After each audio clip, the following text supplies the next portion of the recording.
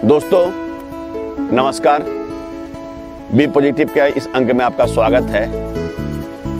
आज आप मेरे साथ पतरातू की घाटी में हैं।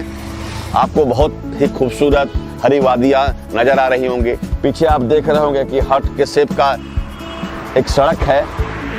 उसके पीछे आप पतरातू डैम देख रहे होंगे। मित्रों, इस सड़क में आना अपने आप में बहुत ही आनंदित करता है। ये सड़क मुझे लगता है, या वैली मुझे लगता है 10-15 साल पहले इस शेप में आई। लेकिन मुझे वो दिन भी याद है जब मुझे लगता है 25 साल पहले जब इस सड़क से मैं गुजरता था। इतनी चौड़ी सड़कें नहीं थी, इतना व्यवस्थित ये सड़क नहीं था। सड़कें थोड़ी सकड़ी थी, रोड टूटा फूटा था, लेकिन उस समय भी ये घाटी बहुत ही खूबसूरत था। ऐसा लग रहा है कि जैसे ईश्वर ने बहुत ही शिद्दत से इस पूरे इलाके को बनाया है। दोस्तों, मतलब बहुत ही सुखद एहसास हो रहा है। मेरे कहने का तात्पर्य जो है कि समय बदल रहा है, वक्त बदल रहा है, लेकिन आज से 30 साल पहले जो आने का आनंद था, आज जो आनंद है, उसमें कोई बहुत बड़ा बदलाव नहीं है। ये सिर्फ एक महसूस करने की चीज है। मित्रों, आज जो मैं चर्चा करना चाहता हूं, अमूमन आप देखते हो कि दो जनरेशन्स के बीच में एक बहुत ही जो दोनों की तुलना होती है।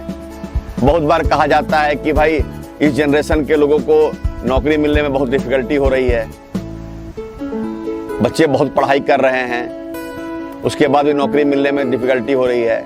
और पहले का एक समय था, हम अपने पेरेंट्स से सुनते थे कि जब वो लोग नौकरी के लिए जाते थे तो जितने एप्लीकेंट होते थे उससे ज्यादा पद होते थे। लेकिन आज क्या है, आज पढ़ने वालों की संख्या ज्यादा है और रोजगार कम है। हाल में मैंने पढ़ा कि बहुत सारे पीएचडी धारक जो है वो चपरासी के पद के लिए आवेदन कर रहे हैं। मन में ये विचार आया कि क्या लोगों में मेधा की कमी हो गई है? ऐसा नहीं है। मेरा मानना है कि हर जनरेशन में चीजें बदल रही हैं। जिस जनरेशन में लोगों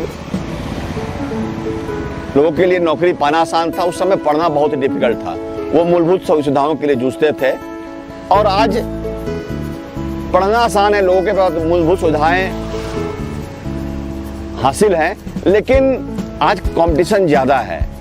आज मानसिक दबाव, शारीरिक दबाव कम नहीं है। पहले के जमाने में भी था, आज भी है। इसलिए मेरा मानना है कि दो जनरेशन के बीच में कंपैरिजन किसी भी तरीके से ठीक नहीं है। हर जनरेशन की अपनी उपलब्धियां हैं। आज हमने जो हासिल किया है वो उसकी बुनियाद कहीं ना कहीं हमारे पिछले जनरेशन के जो लोग थे उन्होंने किया है। और जो हम आज करते हैं वो आने वाले समय में आने वाले जनरेशन के लिए एक बुनियाद का काम करेगा। और मेरा मानना है कि जेनेटिकली भी हर जनरेशन आने वाला जनरेशन है पिछले जनरेशन से बेहतर होता है, क्योंकि उसको एक्सपोजर ज़्यादा है। जब एक्सपोजर ज़्यादा होगा, चीज़ें ज़्यादा अवेलेबल होगी, तो एक्सपेरिमेंटेशन जब ज़्यादा करते हैं तो आदमी ज़्यादा सीखता है। लेकिन इसका ये अर्थ नहीं है कि जो पहले लोगों ने किया वो कम था, या जो आगे होगा वो कोई कम होगा या ज़्यादा होगा। दोस्तों, मेरा मानना है कि हर जनरेशन की अपनी उपलब्धियां हैं और उसकी तुलना दूसरे जनरेशन से करना किसी भी तरीके से सही नहीं है।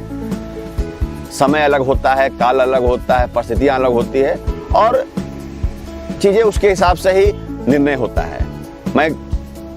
चूंकि मुझे एक जानते हैं कि स्पोर्ट का शौक है। 80-90 के दशक में आप जानते हैं कि कार्ल लुइस 100 मीटर और एथलीट्स के बहुत बड़े खिलाड़ी थे, अमेरिका के थे। आपने देखा होगा कि उन्होंने 100 मीटर में वर्ल्ड रिकॉर्ड बनाया और वो एक बेंचमार्क था इस जनरेशन के। आपने देखा होगा पोल जो है, उन्होंने इस जनरेशन में वर्ल्ड रिकॉर्ड बनाया। आज उन्होंने जो एक बेंचमार्क क्रिएट किया है, जो वो आने वाले समय के लिए एक बेंचमार्क होगा और उससे आने वाला जनरेशन निश्चित तौर पे उससे बेहतर करने की कोशिश करेगा। बोल्ट ने जब दौड़ा उस समय चीज़ें और थी, ग्राउंड अलग थे, परिस्थितियाँ अलग थी, कार्ल लुईस का ज़माना अलग था। तो मित्रों, मेरा कहना है कि दो जनरेशन के बीच में तुलना ठीक नहीं है, दोनों की उपलब्धियों का सम्मान होना चाहिए। और अंत में मित्रों, साहिल लुधियानवी ने जो लिखा है, जो नगमा बनाया है, उसकी चंद लाइनें सुने। कल और आएंगे नगमों की खिलती कलियां चुनने वाले, मुझसे बेहतर कहने वाले, तुमसे बेहतर सुनने वाले। ये जीवन के फलसफे को बहुत ही शिद्दत से चरितार्थ करता है। धन्यवाद।